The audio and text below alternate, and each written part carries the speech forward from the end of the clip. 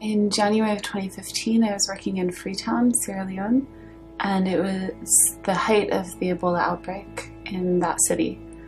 And everyone was really afraid. And unfortunately, that fear translated into a policy of containment using quarantines. And a very large number of people, entire families, entire communities were placed under quarantine. And it meant that they were essentially locked into their homes. And there wasn't a very good plan for how to get food and water and medical care to them. My team was going from quarantine to quarantine and interviewing people to see if they had what they needed to survive for that period. And what we found is virtually no one had just the basics that they needed. There were pregnant women who were locked into quarantines and they didn't know where they would go to be able to deliver their baby safely. We had situations where families were in a quarantine without access to a latrine. We had a huge database showing how many people were lacking basic necessities, but no one was really listening to us when we were trying to advocate for increasing their access to food and water and healthcare. So we gave the database to the GIS officer who was working with us, and he mapped it.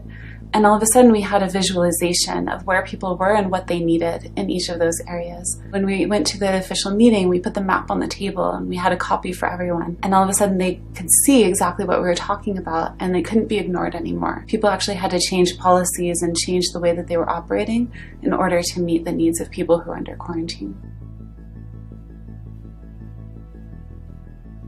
GIS stands for Geographic Information Systems. It's an out branch of mapping, but unlike a regular map, GIS is using multiple layers of data. So in the same map, you can have the physical geography of an area, but you could also have the cultural geography. This was really important to us when we were working in the beginning of the Ebola outbreak, because it was an area that hadn't been mapped before. So we needed to know where villages and roads were, we needed to know where the bridges were so that we could reach villages. We heard a lot of rumors about an area where there were cases, where there were sick people, where there were more than the usual number of funerals, and we didn't know where they were or how to reach them. Once we had maps of the areas, we could actually plan out strategically how to reach them.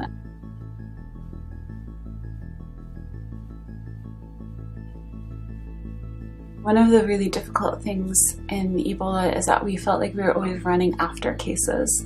GIS was really important to us when we were able to map the exact location of cases and then also how many cases had been found in each location. In that way, instead of simply sending medical teams to places that already had cases of Ebola, we could also send health educators to places that were geographically proximate but didn't yet have cases of Ebola.